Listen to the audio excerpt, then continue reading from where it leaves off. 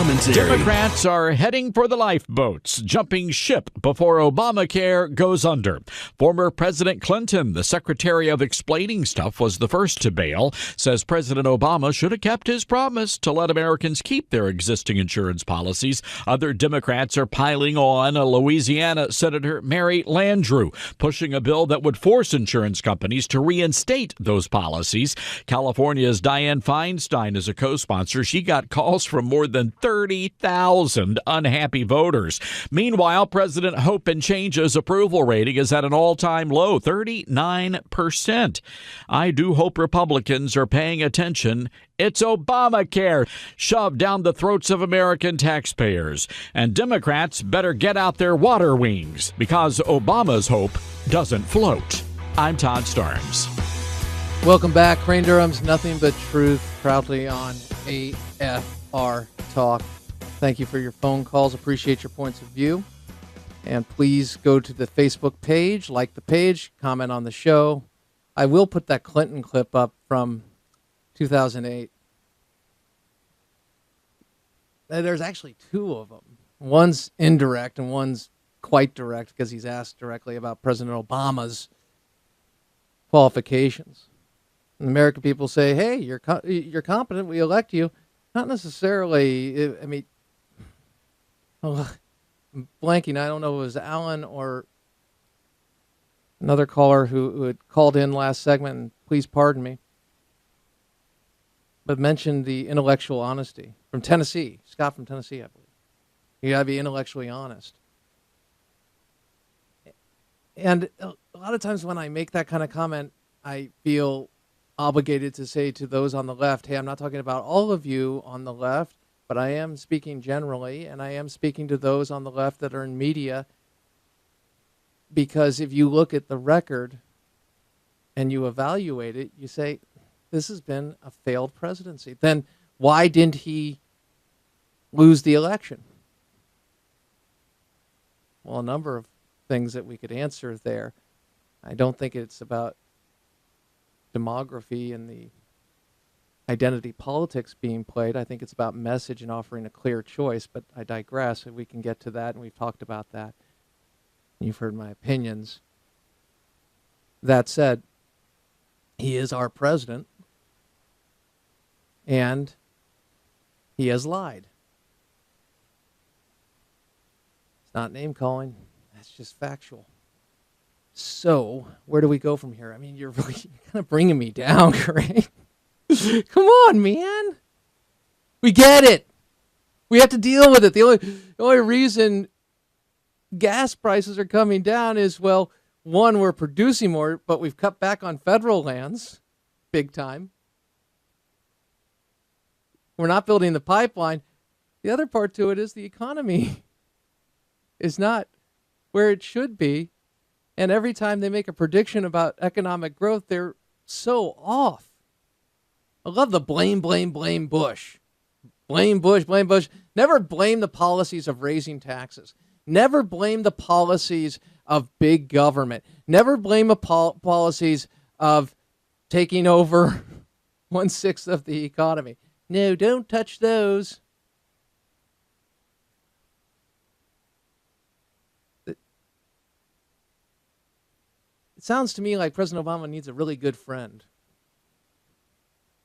who's not benefiting from him being in office to come up and say, hey, you know what, Einstein? I know you're a brilliant guy. You've got some weird views about the Constitution. I know you're a very smart guy, and you've got a big ego, and hey, give you a teleprompter, and wowzers. But these things don't work. They never have worked. And even with the entire media on board and one half of, you have the upper house in Congress, the Senate, and you're still not able to sell it because it's breaking down. And you even have people from your own party saying, running away from you. It doesn't take a Ripon Einstein to realize that when Debbie Wasserman Shultz is the only person who's supporting you, you might be sitting there going, something's wrong. But you still have Claire McCaskill Claire McCaskill. Don't get me started on people who talk about being bipartisan and common sense and then go far to the left and support Obama. And that's the other part to that. Wonderful conversation last segment. I hope you pick it up in the podcast or on YouTube because we will be posting it. Bottom line, it's amazing that they call us far right and extreme. Now, I don't mind the labels anymore because these are the people that, because you and I believe in the Word of God, and it's not based on hate, but we believe the gospel, that somehow we are a part of the moron patrol of the Westboro Baptist Church and the KKK and the Black Panthers. So if somebody like that is calling me an extremist, who cares? Who cares at that point? But look how far to the left we are as I point to the right. Those of you watching. Crane Durham's nothing but truth. I told you about media bias. I want to get to media bias right now. And I want to begin with not necessarily media bias, but being delusional, as I said. Listen to Ed Shultz. He's right up there with Debbie Wasserman Schultz. I would love to watch them play checkers. Maybe chess.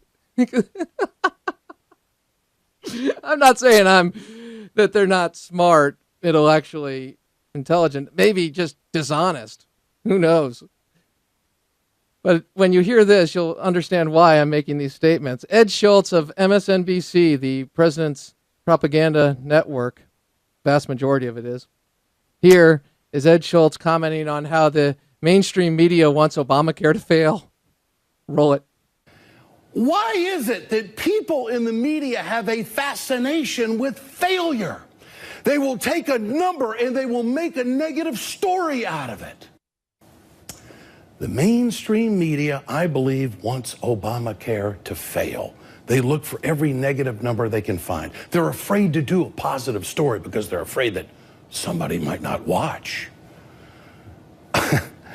The media is just cherry-picking the bad facts that are out there, repeating them over and over again, and in many cases, they're making stuff up.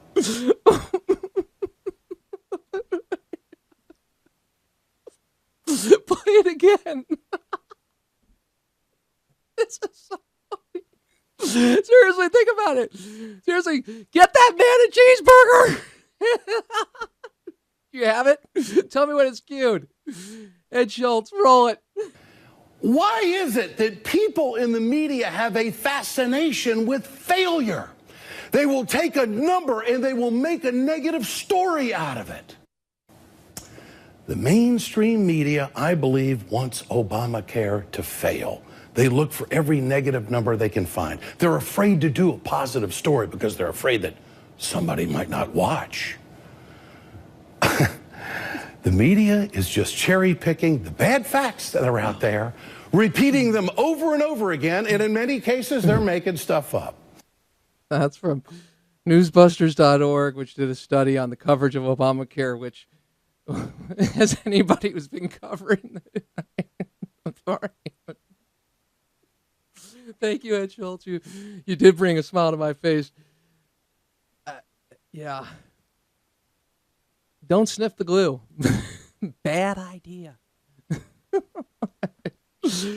I would say don't drink the Kool-Aid, but that's just too much. You're drinking the Kool-Aid, you're sniffing the glue. There's something very odd, but it's really not. I mean, what else do you do when the media has no choice but to cover the failure of Obamacare and really not referencing how so many people like Ovik Roy, who've been part of detailing what's wrong with the bill. He was on last night and he gave us some breaking news and broke some news last night regarding the numbers and behind the numbers. He was on, I believe, either Megyn Kelly last night. Anyway, his article and blog in Forbes is Apothecary. Check it out. I'll post one of the articles. They've reached 80% off in their goal regarding the website, by the way, the numbers. And people signed up overall in the numbers. They're 80% off. That's failure, right? Ed, I'm sorry. Oh, it doesn't apply to me. I'm not mainstream. Crane Durham's Nothing But Truth. We've got Sarah Palin and Truth after the break. AFR Talk.